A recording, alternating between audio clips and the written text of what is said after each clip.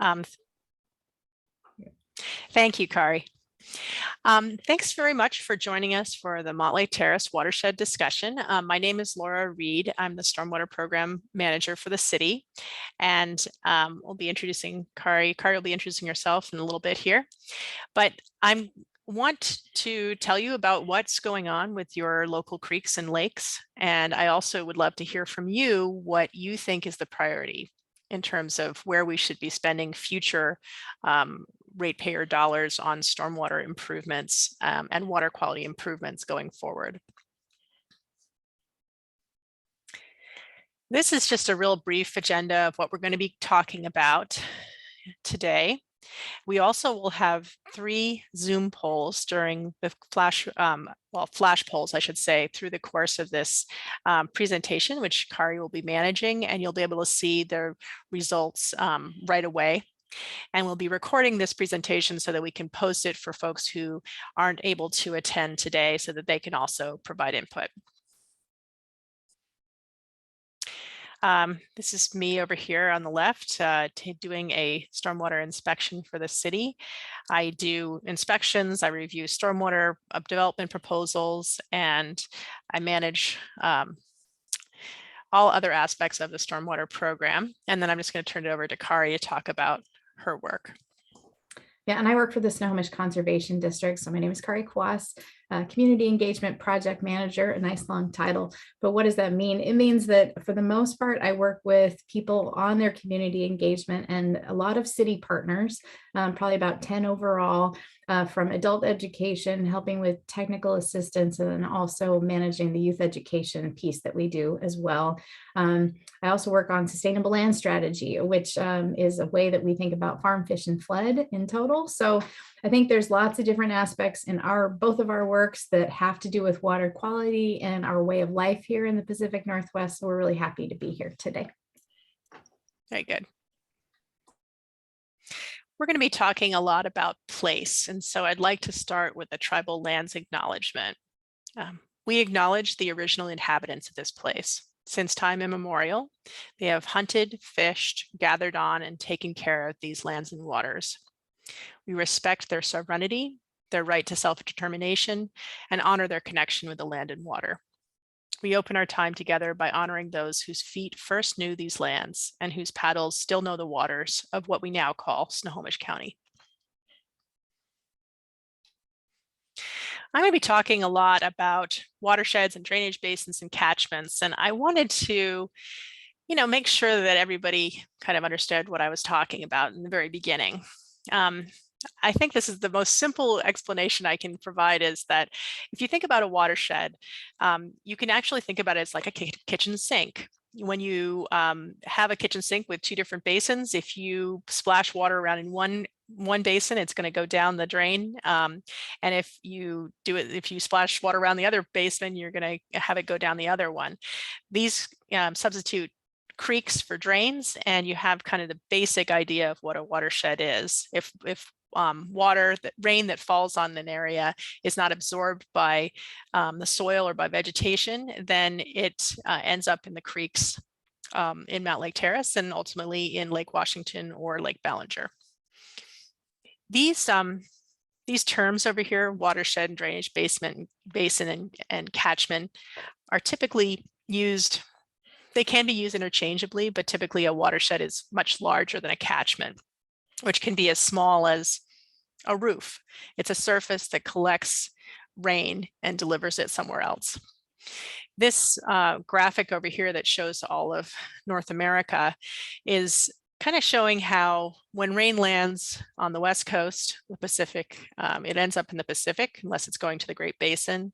If it falls in the middle of the country, it's typically going to end up in the Mississippi River or flow north to the Hudson Bay. And so these are all kind of, different scales of watersheds. This little graphic down here at the bottom displays how to visually. So you have rain falling, the slope runs one way, it runs to basin A, the slope runs the other way, runs to basin B, and ultimately to a stream. To kind of fix us in place here in a new way for a lot of folks, this is a map showing all the major watersheds that drain to Puget Sound. We are in the Lake Washington Cedar Sammamish watershed, and we are actually right up here. This is a blow up showing the Lake Washington Cedar River watershed with a circle at the top showing the location of Mountlake Terrace. This means that all the rain that falls in this location on the planet ends up flowing to Lake Washington. This over here is another map that shows Mountlake Terrace in the center. It's a blow up of the map to your left, and it shows the 4 watersheds or drainage basins in the city of Mountlake Terrace. The green one up at the top is the Scriber Creek Basin, which is a tributary to the larger Swamp Creek Basin and flows down into Lake Washington, into the Sammamish River, and then into Lake Washington. The pink basin is Lion Creek, and you can see that the headwaters are here in the in Mountlake Terrace and also a little bit into Briar, and it flows down through Lake Forest Park and into Lake Washington. This yellow Y-shaped basin here is Mackler Creek. Its headwaters are in Lake Ballinger and also partially in Echo Lake. And it also flows a little bit through Shoreline and then on to Lake Forest Park and then into Lake Washington. And finally, this purple area here is the Hall Creek Basin. There's Hall Lake, which is the start of Hall Creek, but the area in which drains to this location is much larger and includes parts of Linwood, parts of Edmonds, parts of Snohomish County, and of course, parts of Mountlake Terrace. This basin provides 2/3 of the flow to Lake Ballinger.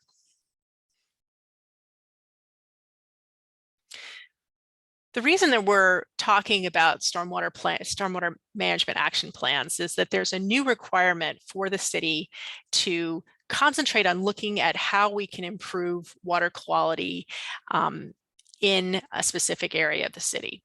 So that catchment area that Ecology is defining is 400 to 600 acres, which if we were to look at Mackler Basin or Hall Creek, those areas within the city limits are about 600 acres. But if we were looking at Lion Creek, we would probably try to look at a smaller catchment, which is this tributary on the west side of Lion Creek watershed that joins up with the east tributary and flows down through Lake Forest Park.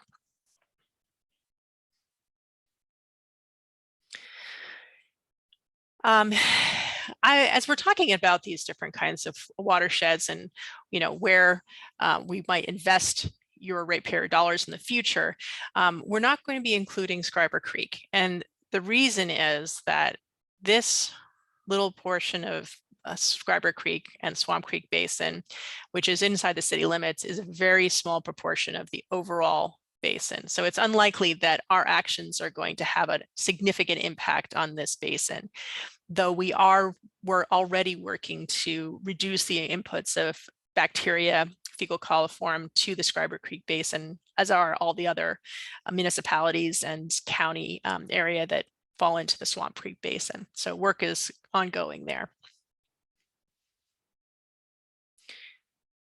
The reason that Ecology wants the cities to focus on a catchment scale is that to improve water quality, you really have to begin with what's happening on the land. And as we've shown through looking at all these maps, the watershed boundaries don't equal the city or county boundaries.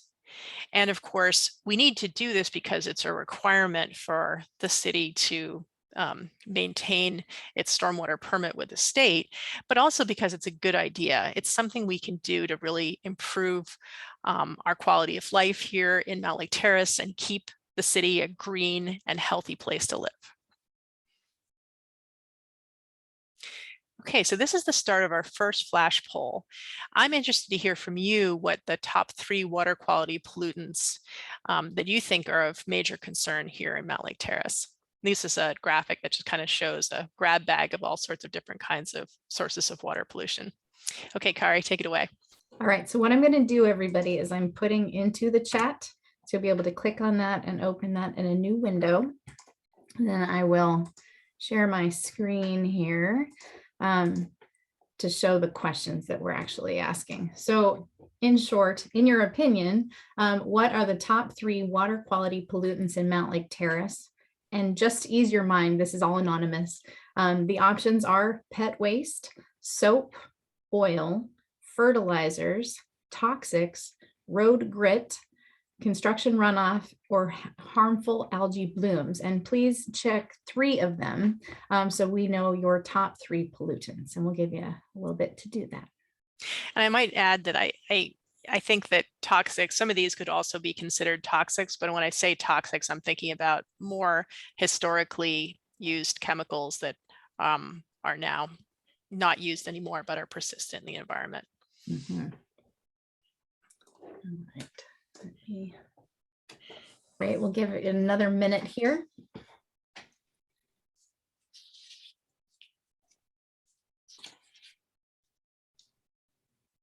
Okay. Love it. Responses are coming in. I know sometimes it's hard to make a choice. All right, so let me move this back over here. And here are results, Laura. Oh, wow. So pet waste. Oh, wait, more still coming in. That's fine. Keep on answering. 1 for pet waste, 1 for soap, 1 for oil, 2 for fertilizers and toxics, road grit 5. So a lot of people think that road grit is one of the top. Construction runoff 2, and harmful algae blooms 1. That is very interesting. Yeah. I'm excited to see some thoughts from you guys. This is great. Yeah. Very good. So we'll do that again. Thanks, everybody. If you have any questions too about any of that stuff, feel free to put things in the chat and I will pop them over to Laura as we continue to go through. Yeah, I might add that, we're pretty easygoing on this. So if there's anything kind of clarification questions, definitely put them in the chat, and then Kari will make me sure that I know to talk about them. Yeah. Cool.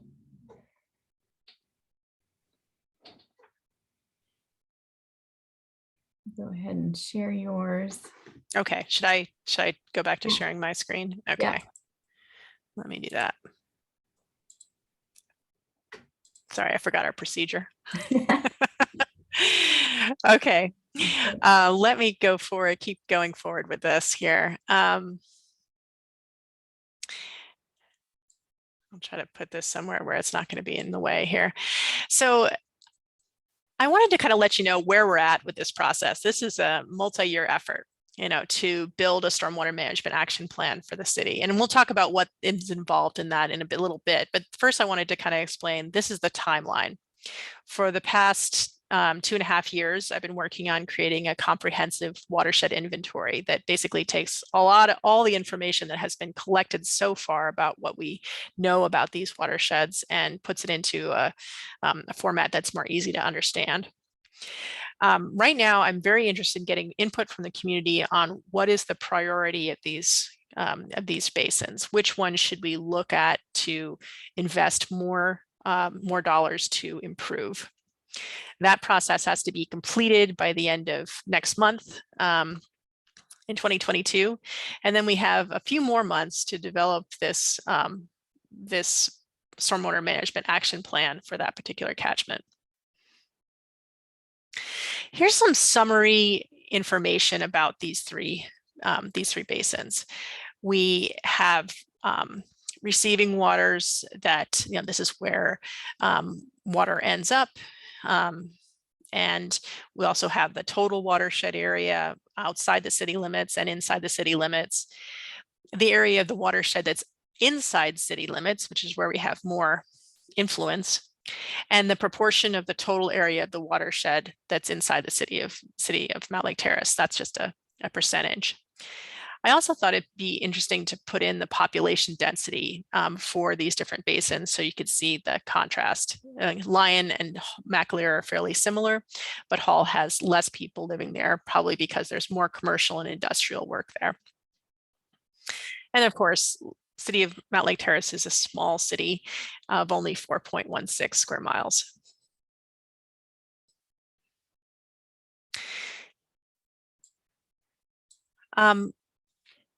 The watershed inventory includes a lot of information. So I've tried to kind of boil it down to some, basic components. First of all is beneficial uses. This is part of our state code about water quality. And you can think of it as, what are the conditions that are required to have these things that we value? What is required to support aquatic life? What is required in order for their people to feel safe swimming or wading or boating in Lake Ballinger? And also, what kind of buffers do we have for wildlife around creeks and around Lake Ballinger? Water quality is always going to be very important in terms of how we're looking at all the watersheds together. But also, do we have any overburdened communities, people who are disproportionately affected by something that we can do something about through a stormwater management action plan? And I'll talk a little bit more about that later. But I do think that there is something we can do to make things better for folks who are disproportionately affected by heavy traffic in Mountlake Terrace. There's land use and zoning, which is kind of like, what's our land use now? How do we organize ourselves in the city? And then what's going to happen in the future? What's the growth potential here? For aquatic life, there's a few things that are required. Cooler water temperatures, adequate dissolved oxygen, not high levels of dissolved gas, which is typically something that you have with high dams, sufficient clarity of water, less turbidity, pH within a normal barrier, and fish barriers the absence of fish barriers that prevents migration up and down through the creek. For recreation, it's more about whether or not we have too much fecal coliform, or whether we have potentially hazardous algae blooms in the lake that could affect people or pets. With regard to wildlife habitat, it's more about, as I said, the buffer zones around the creeks and the lakes. Here's our second flash poll, and I'm just going to turn this over to Kari to handle it. Perfect. Okay, so same thing in the chat. I am putting the next one, and then I will share my screen. So this one, we are looking at what you consider to be the top 3 local activities that are most critical to protect. So the options for this one are swimming, fishing, wading in creeks, boating, or water viewing. And as I understand it from Laura, these are specifically in the ecology, I think, as well. Yeah, they're part of the state standards in terms of beneficial uses. Okay. We'll go ahead and give you a few moments to answer those. It looks like a beautiful day at Lake Ballinger in the photo. That's what I would say. And this is even before the improvement project along the swimming beach and the dock. That's great. Okay. Wonderful. Okay, so let me pull this over here and we can take a look at everyone's responses. Oh, look at that. We were just talking about swimming before we got on. Yeah. Yeah, swimming. It's nice to swim in the lakes. And then fishing as well. It also has 7 answers. Wading in creeks, 2, boating, 1, and water viewing has 4. Yeah. Thanks for answering those questions. Very good. Okay. Let me go back to sharing here. Mm-hmm.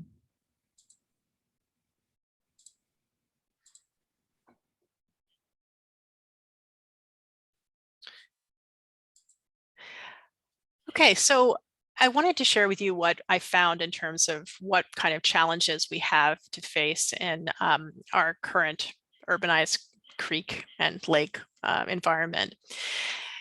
Essentially, we have water temperatures that are too high in the creeks and in Lake Ballinger during the peak of summer and early fall. And this is bad for aquatic life, and it also promotes the growth of algae. We have a fragmented wildlife habitat, and I'm sure most of this stuff is not new to you guys, but you can think about it in terms of the fact that in the past it was okay to build directly all the way down to the creek. There was no such thing as a buffer zone or a critical area.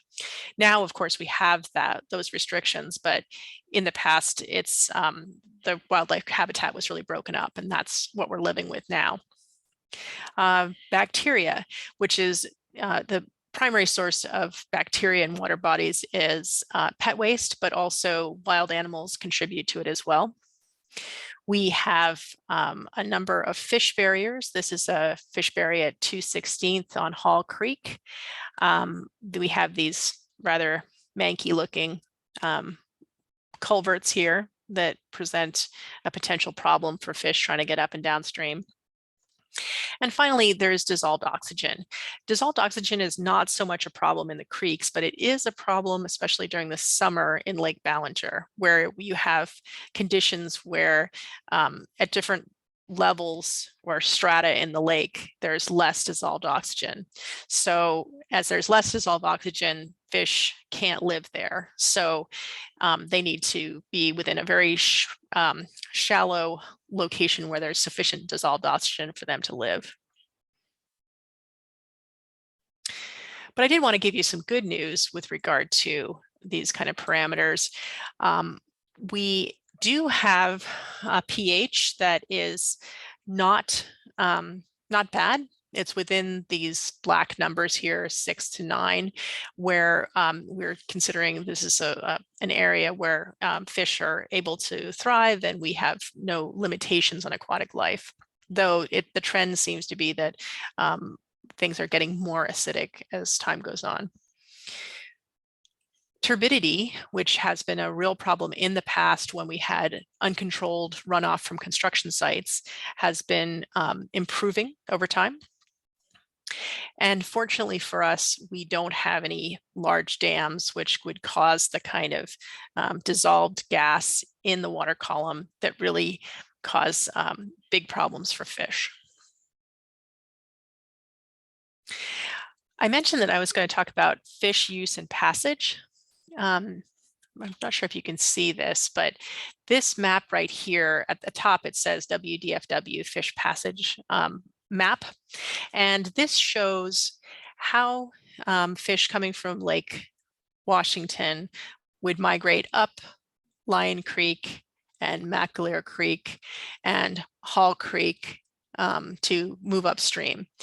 The green locations are, you can think about those as culverts that are fish passable.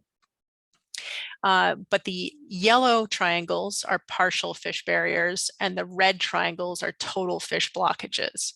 Now, a lot of work has gone into trying to remove these blockages by the cities and counties, especially I can see that Lake Forest Park has done a lot of work to try to remove some of their fish blockages. We have as well, but there are still some that remain, and those prevent fish from getting where they need to go. With regard to what kind of fish are using our water bodies, I have data from the Washington Department of Fish and Wildlife and the Salmon Watcher Program that indicates that at least at the mouth of Lion, we have sockeye and coho salmon. We have a range of fish in Lake Ballinger, which I've listed here. And in Mackinac Creek, we have quite a few different kinds of salmon and trout who are able to use this at least early at the lower portions of the creek until they hit a blockage.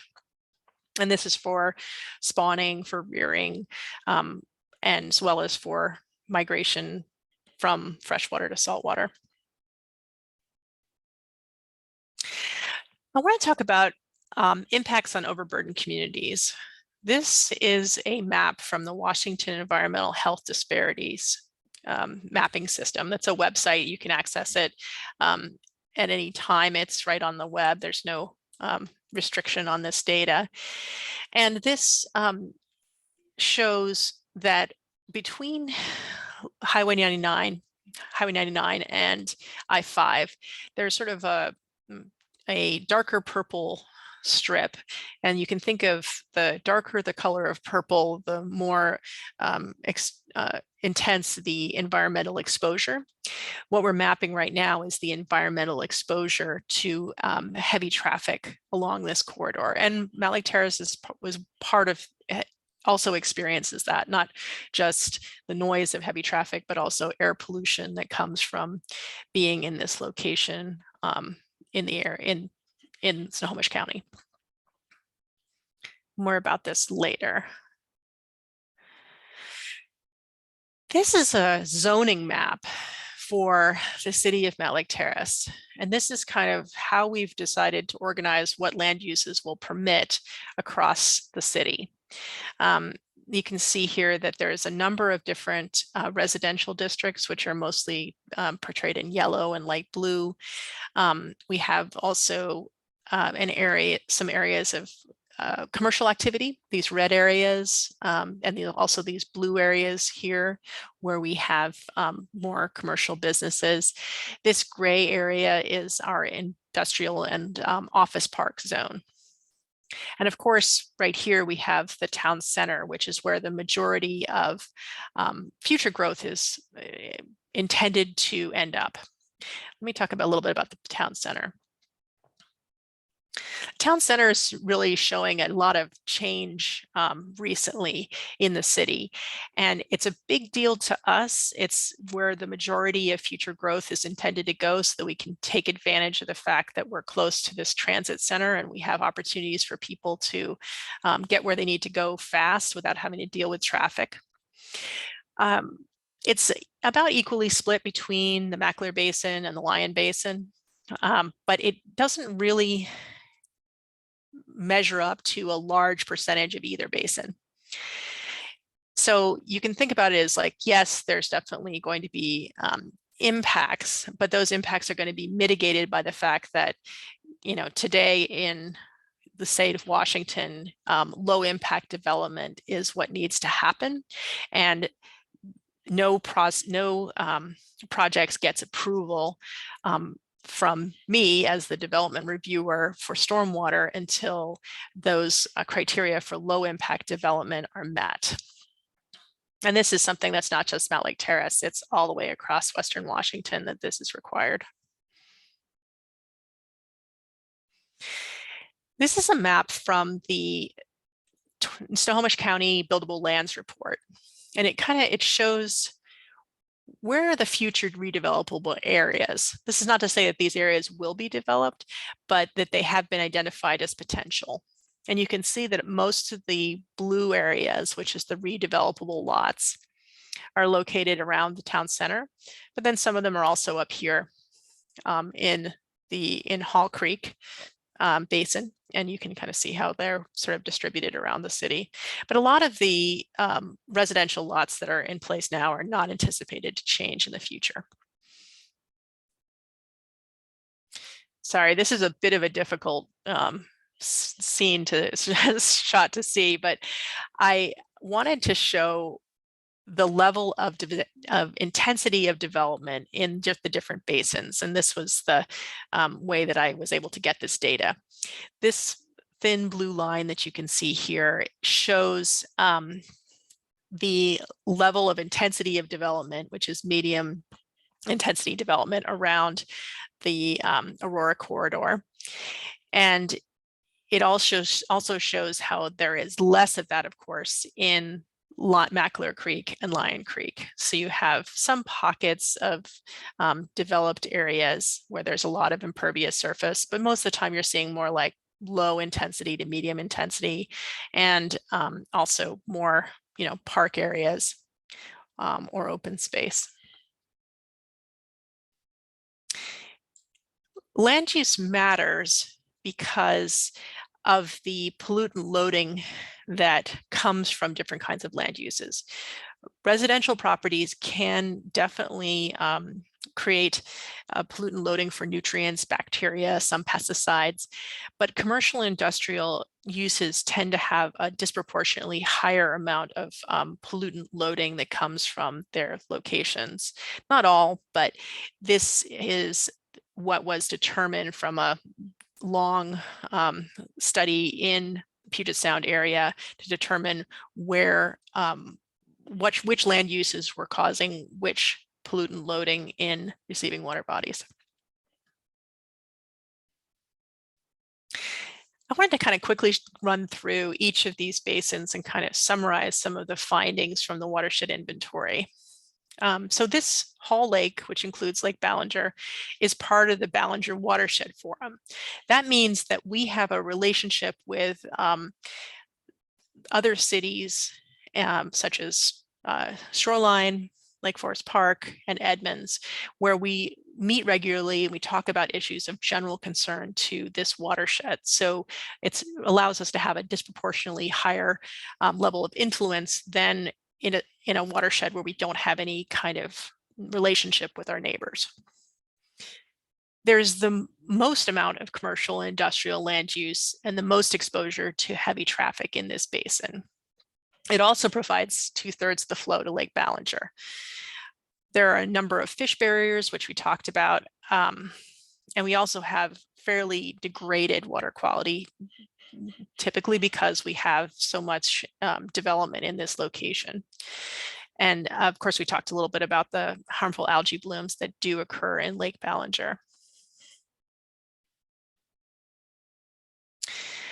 On the eastern side of Mountlake Terrace, we have Lion Basin, which in contrast to Hall has mostly low to medium level development intensity, has less wildlife habitat, despite all the habitat around the Lion Creek area in Mountlake Terrace, minimal buildable lands, some fairly significant fish barriers, but also less exposure to heavy traffic.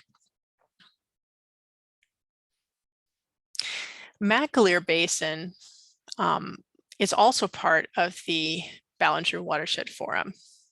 It has mostly low to medium development intensity, and most of the fish barriers have been removed. Only 2 partial barriers remain, which I have just recently learned are going to be removed by WashDOT as part of their work around the I-5 corridor to replace culverts and make them fish passable. It's also exposed to heavy traffic that comes from I-5 running down the middle of it, and also a little bit of Highway 99 right over here. And additionally, other larger roads like 104.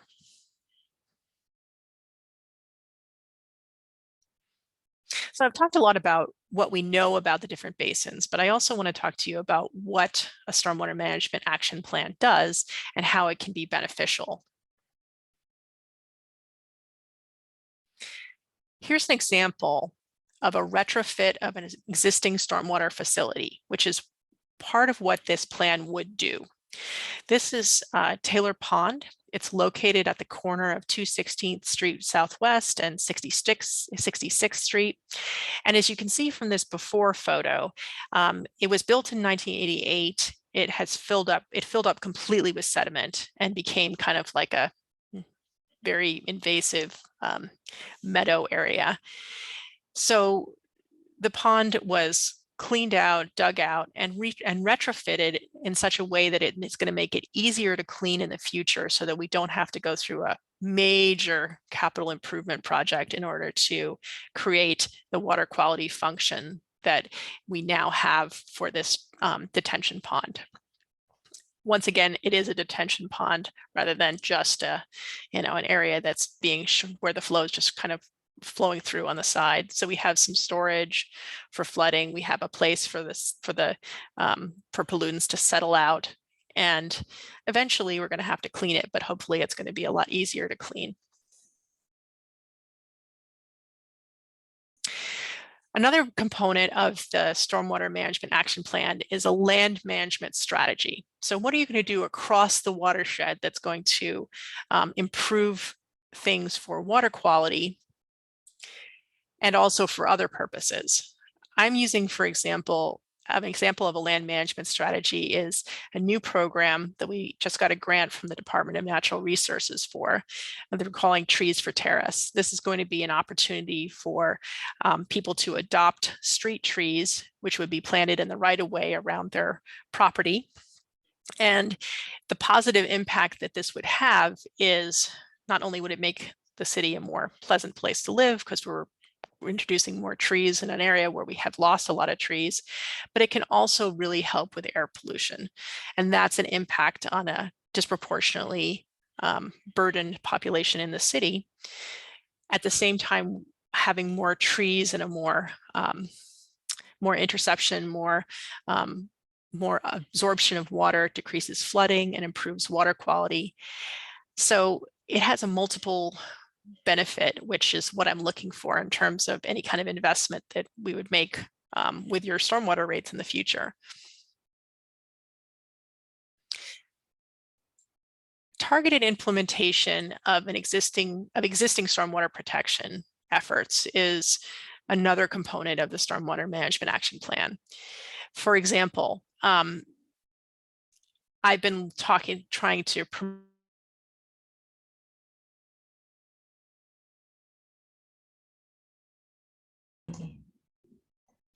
Laura, it looks like you've frozen for a second. Hopefully we can get her back. Technical difficulty. Let's see. Fortunately, we mostly see it in the fall. Okay. Did you have a question? You froze for a second, you're back, so you may want to start at the beginning of this slide. Okay, sorry. Thank you for letting me know. Yeah, I didn't know. So anyway, the focus is basically to do more of the work that's already required as part of our stormwater permit with Ecology. For example, look at picking up pet waste and using less fertilizer in order to prevent algae blooms on Lake Ballinger.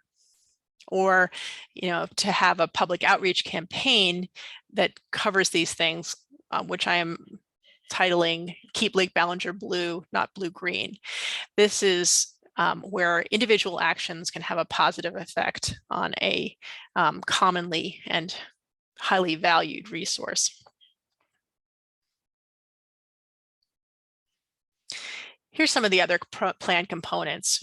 Essentially, we're being asked to modify our overall comprehensive planning for the city, not just for the stormwater side of things, but for how we do manage zoning, how we put in protections in place, all those kind of things, so that we can protect water quality going into the future. There's also the typical things that you have with any project, such as scope, schedule, budget. But also it's really important for us to be able to figure out, were we successful in the work that we did? Did we get what we were hoping to achieve out of the investment that was made? And so these are things that all need to be worked out in order to have a successful stormwater management action plan. I wanted to also add that Ecology has provided guidance on how they think watersheds should be prioritized. Keep in mind, they're applying this in a blanket fashion all over Western Washington. So you have all sorts of watersheds, all sorts of sizes, all sorts of issues. They would like low to moderate impairment watersheds to be prioritized. However, we don't have any of those. We mostly have moderate to highly impaired watersheds in this city. And that's a factor of the fact we have so much urbanization in our environment. We do have a basin partnership organization, this Watershed Forum, Ballinger, which includes Hall and McAleer basins. We don't have a Superfund site in town, for example, which would be part of a regional rehabilitation effort, though we are working regionally to try to decrease fecal coliform contributions to Scriber Creek in the upper northeast part of the city. We don't have any creeks that flow directly to Puget Sound, which is another priority for Ecology. But we do have an opportunity to improve the health of people and also improve water quality for a community that seems to be especially worthy of having some kind of attention paid to them.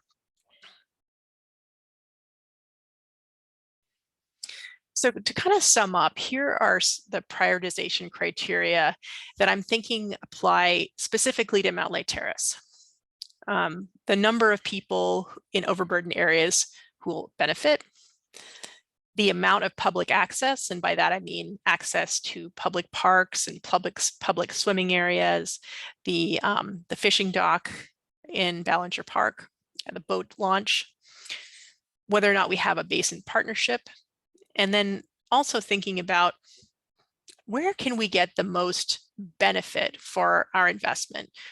Where do we have land uses that are particularly loading our water with pollutants, and can we work to address those in order to have a greater impact and greater reduction in the amount of water pollution that we have? I'm also interested in hearing if there are any other criteria that people think should be considered. And this is our last flash poll. So we're going to open this up for chat and for people to discuss after this. And this is going to be, which of these three basins would you choose for future stormwater investment? So go ahead, Kari. Thanks. So again, in the chat, I have put the link to the priority basin for future investments. Let me share my screen. And in this case, it would be the three that Laura has been highlighting. So Hall, which includes Lake Ballinger, Lyon, or McAleer. So which of those three basins would you select, or would you want the city to prioritize for future stormwater investments? This is probably the hardest question.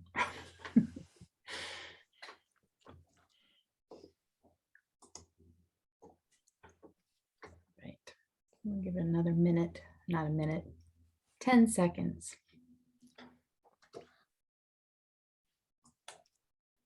And like everything, it looks like it's about evenly split. Okay. Interesting. Well, no, I guess looks like Hall is getting the most, so 42.9%, and then 28.6% for both Lyon and McAleer. Okay, good to know. So there is a question, and it is, so the person says they sit on the Mountlake Terrace RPAG. I'm not sure what that stands for, sorry. And I'm trying to remember if we had requested prioritization of watersheds of that advisory group. For the RPAC, I think this is the Recreation and Parks Action Committee.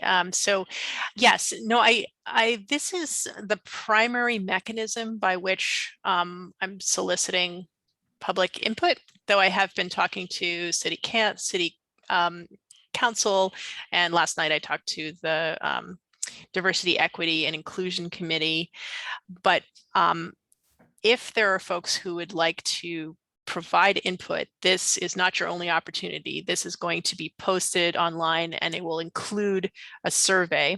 And I'm looking at Kari when I say this, and she's nodding, so that's good. I will include a survey where people can continue to provide their input at that point. Yeah, and I'll just respond to that right now. So basically what we'll do, I will be sending out to all of you afterwards a survey with all three questions as well as this presentation. So you can send it off to other residents, or neighbors, and ask for their feedback, because all that will go back to Laura. So then she'll have an idea of more people of what they think about that. So there's another question here. How does Mountlake Terrace handle REU, so reasonable use exceptions for construction next to watersheds? I'm not, maybe that's a question we could have at the discussion, because I think I need clarification on, whether that's a reasonable use exemption, which means like a variance from the minimum requirements for stormwater, or whether this is something else. So maybe we can wait after we open this up for people to discussion. The person who asked that question, we can chat about that. Sounds good. And then for the RPAC, if it's possible to send out to a couple people. So I'll make sure and make note of that, and we'll have Laura send that out. Yeah, I think that's Ken Court-Munch and Jeff Betts, who are the Parks Department representative folks. And then also, would it be worthwhile to have any information or solicitation for feedback as part of the ribbon cutting at Lake Ballinger Saturday? Possibly. I think maybe that's something where we can at least let people know that they can go to this. We will also put this out to folks as part of the website, and maybe I can talk to the folks about doing the communication people about doing a release to sort of say, this is here. Please feel free to let us know what you think our priority should be. Yeah. So maybe Laura, if you want to share your slide again with your contact information, we'll close Sure. this piece. But then it's our hope to actually open it up so you can speak if you'd like, and we can have more of a discussion, but we won't record that piece. So that way you can feel free to say something. So. Yes, there's my contact information. Yeah. So if there's any, I don't know, not sure how much time we have. Oh, we have a few minutes. So, you know, if we run out of time for this part of the discussion, then please feel free to just contact me directly. I'm happy to talk about any of this. Sounds good. So I will close the recording and then we will continue to go through questions. Thanks so much for coming today. Thank you. Yeah.